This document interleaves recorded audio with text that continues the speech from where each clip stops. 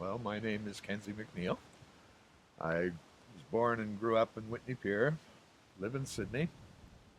I've been a musician, a director, a producer, lots of involvement in stage and TV and film over the years, and very involved in communities issues. We go back to the rise and follies of Cape Breton back in the 1970s, and we've been kind of fighting for the island ever since. So we have four daughters.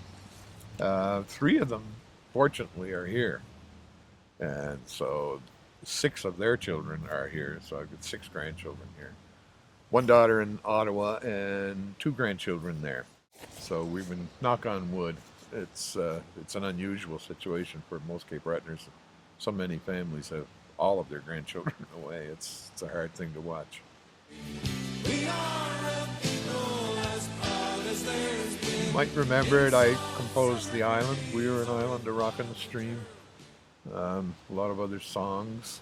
Lots of shows. They might know it from that.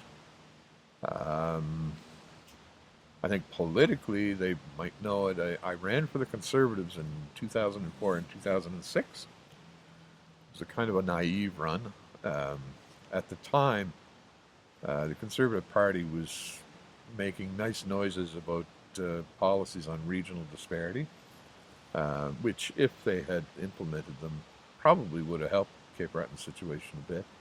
But when they got into power, they reverted back to status quo. So there's kind of direct experience with the party system and why it doesn't work for this place.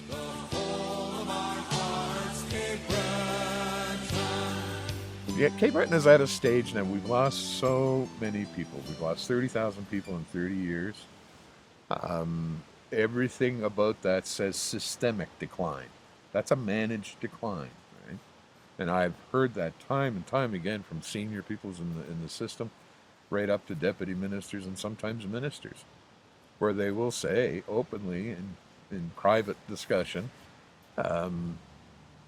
that they see their role with Cape Breton as managing the island's decline.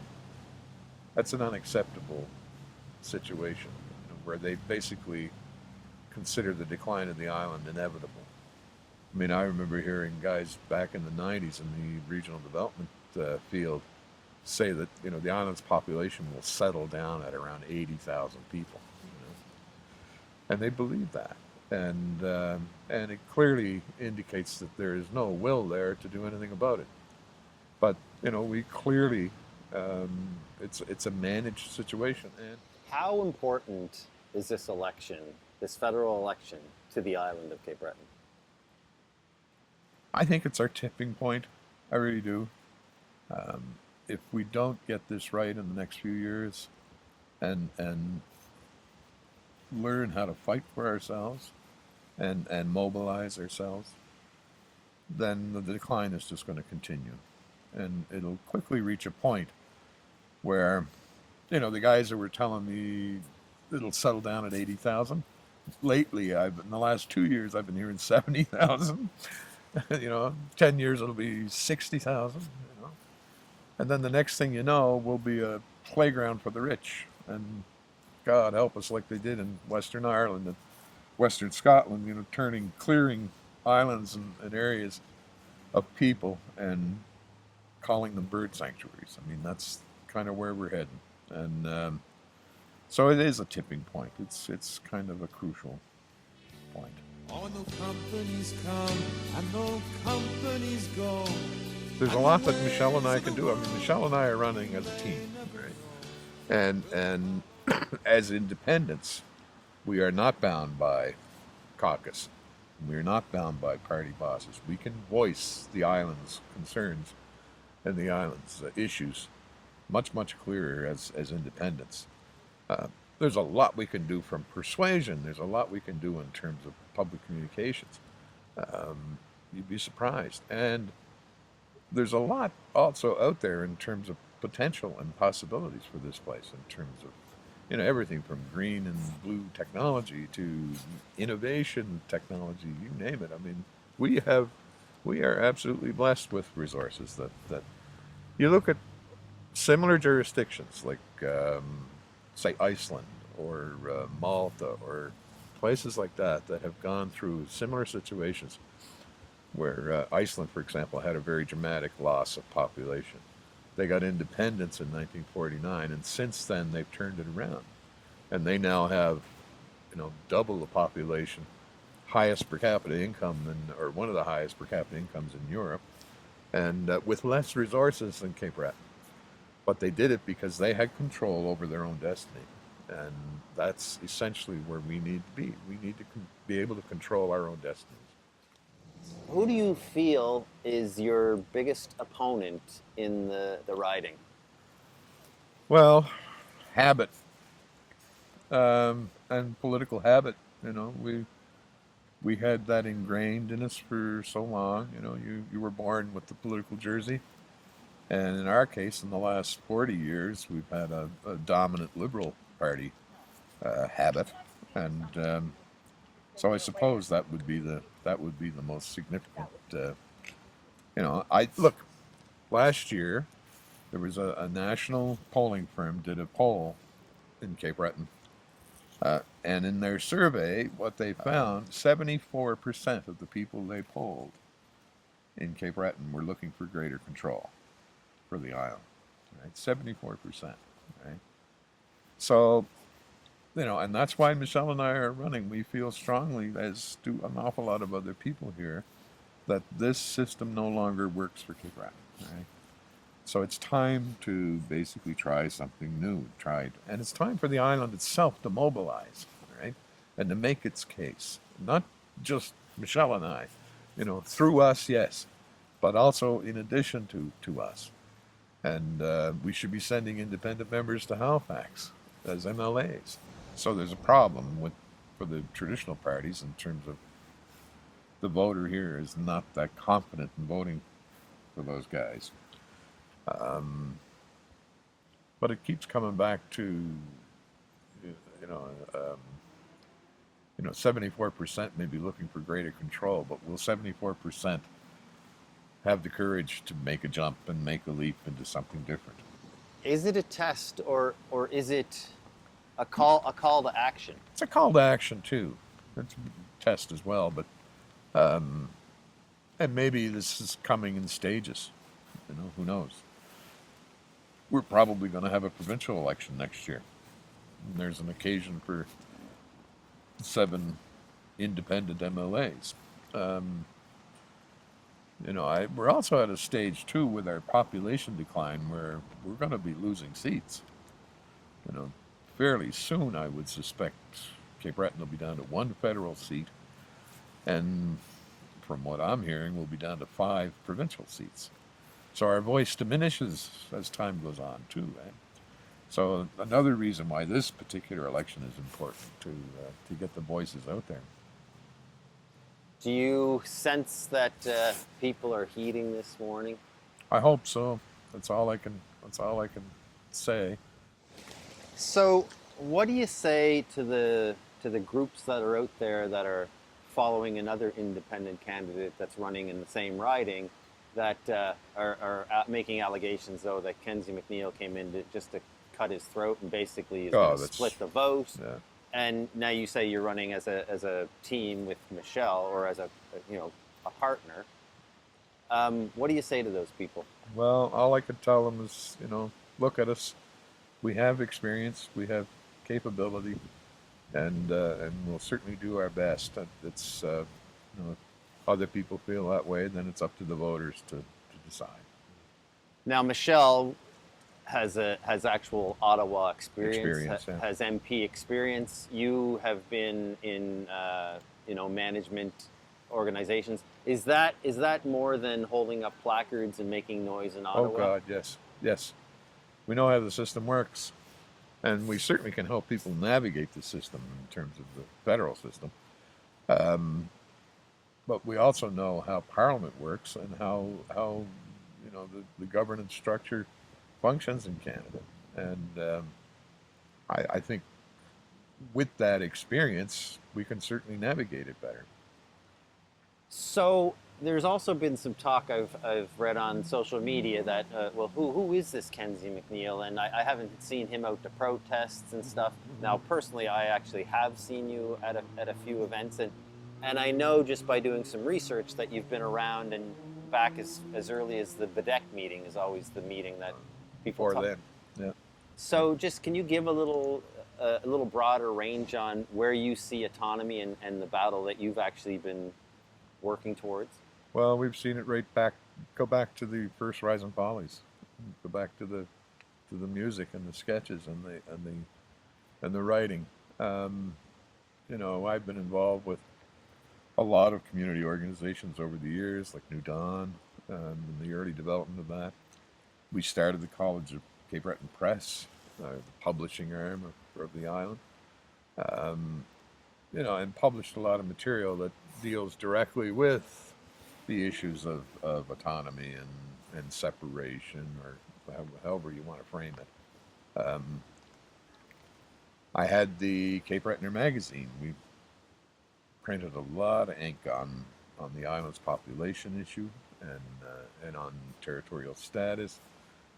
I've been around these issues for quite a long time, for decades, and I may not go to all the protests, but I'm very well aware of what's going on.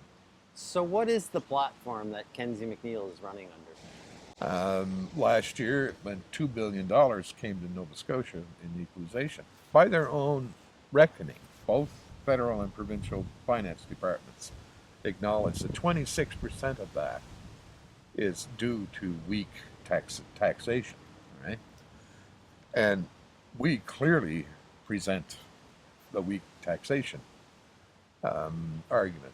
Um, by their own formula, the provincial government was putting out 50% of what they call the provincial equalization fund to Cape Breton because of the taxation issue. Right. So if you use that formula and you use that 26%, you basically come up with about $200 to $250 million a year that the place is being shortchanged. Right, more than shortchanged, probably better off to say it was robbed and stolen. And listen, for years and years and years, I kept hearing out of Halifax, out of Ottawa, you name it, Cape Bretoners have to pull themselves up by their bootstraps, right? Those are our bootstraps.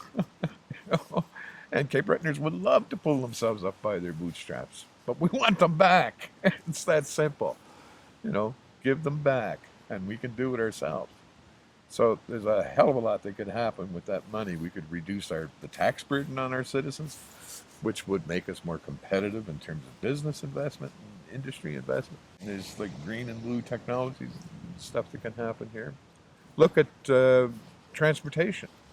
The supposed national highway system stops in Pictou. All right, that's where the 4 lanes stop. All right. It's not a national highway system. It should go all the way to North Sydney as the gateway to Newfoundland. All right, that should be pushed. Over the years we've been hollering for more decentralization of government jobs. That's stopped all of a sudden with a few citizenship jobs. There's no reason why we couldn't pursue that. And there's major issues now in terms of healthcare, huge issues. I mean, the weakening of the island in terms of its population has led to an aging situation, and the lack of economic, family sustaining jobs basically has led to poverty and all the health issues that come with that, right? And it's lopsided. Our health issues are greater than say what they are in say Metro Halifax, right? And our system is feeling it, and everybody here knows it. Michelle and I both say that we should have Health Canada should do an audit on health service delivery in Cape Breton to finally prove and to show to everybody where the problems are and how to resolve them. If Kenzie MacNeil became the independent MP for Cape Breton Victoria, and you had Stephen MacNeil in front of you, and you brought up equalization, what would the conversation be like?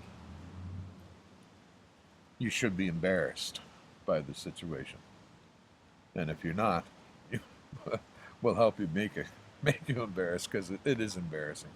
And in the long run, it's really foolish policy for Nova Scotia to do this. In Halifax does not, in the long run, benefit from a weakened Cape Breton. That's a silly logic, right? Halifax has always depended upon the productivity of every other place in Nova Scotia for its own health and welfare, and it's just stupid, short-sighted policy to maintain this situation. And still ask for the right to leave or to stay. We are an island. I've always been concerned about the greater independence of Cape Breton Island. I've always maintained that the island is in serious need of a systemic change, right up to the point of a governance change. I advocated territorial status back in the 1990s. We've been pushing as hard as we could over the years for a greater level of autonomy or a greater level of independence for Cape Breton, because it's the only way that we're going to be able to turn the situation around. The traditional approaches in the federal and provincial systems, the proof is in the pudding. You don't lose 30,000 people and call that a success. I'm sorry, it's not a success. It's an abject failure. So, the time has come. I think we're going to have continued decline unless the people of the island mobilize and declare themselves and turn the situation around. I think there's a lot we can do to do that, to change the will of the federal and provincial systems. We keep sending MLAs and MPs to Parliament who wear party banners, and they're bound by their caucus and their leaders, and so they have split loyalty.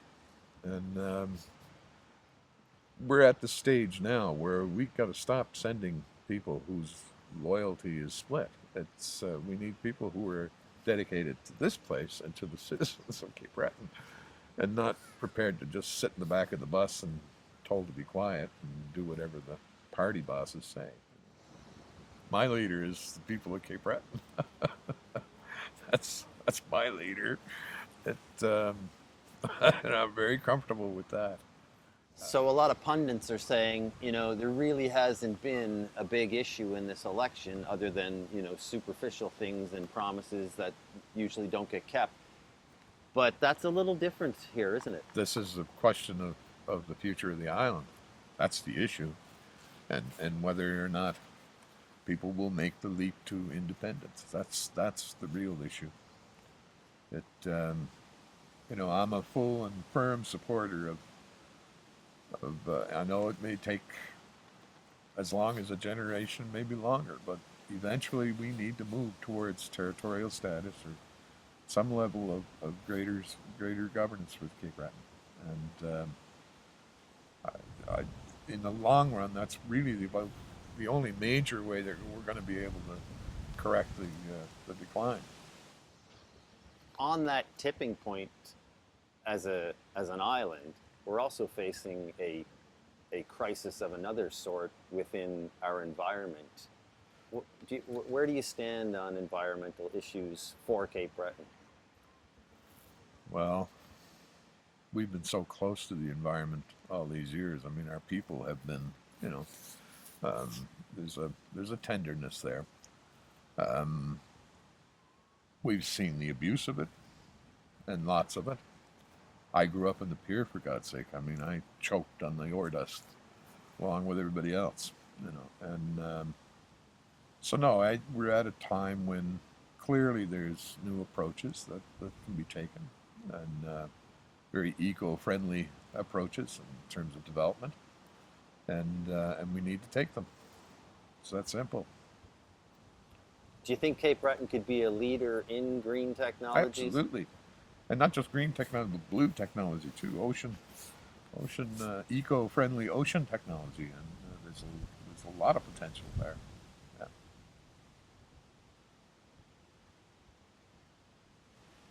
So as Kenzie gets out and is wandering around his riding, going, meeting people, who are you thinking about when you're out there? Like, who are you thinking, I'm doing this for these people?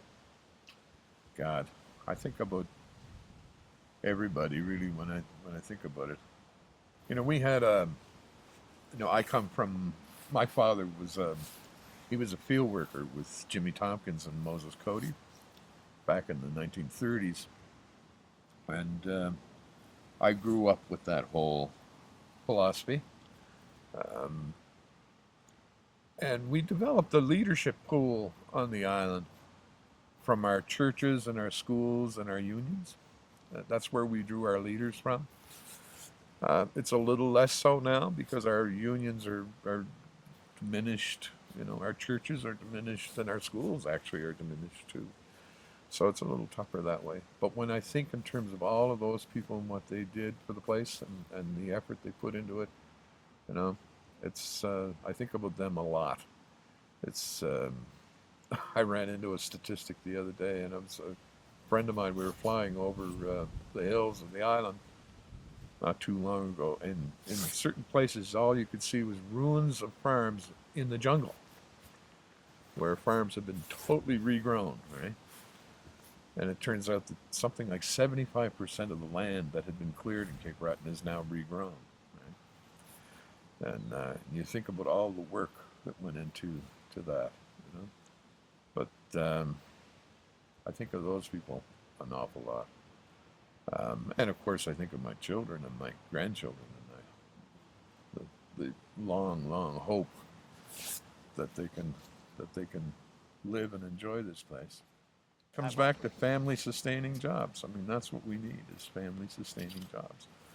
And it's the make work grants and all that stuff. But that's not enough. We need to sustain our families and with real work.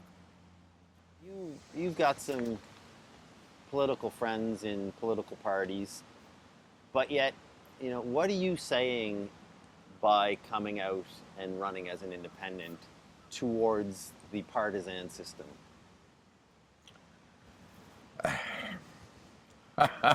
It's a bit like Willie John LeBlanc at the hockey games hollering at the referees, "Shake your head, your eyes are stuck." That's basically it. Here's the truth of what's going on, guys, and it's nothing personal. It's just this is the truth, and it needs to be addressed. If it isn't, it's shame on you. So what do you say, Kenzie, to the people, the electorate? What do you say to them to convince them that something has to change? We lost 30,000 people in 30 years. We're losing 1,000 people a year. That's all we need to say. That is not success, that's failure. And if we keep going, we'll end up as a playground for the rich. And maybe even address the people that haven't voted in the past and have been so disillusioned by the whole system. Yeah, I know. It is a disillusioning system, but I think you have an opportunity now to choose Cape Breton. That's to make a choice for Cape Breton.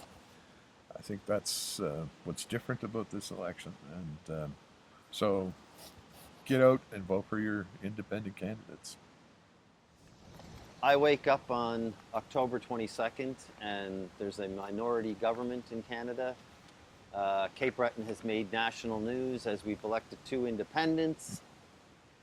And I asked the question, what power do you now hold, and what's the first thing that you start doing?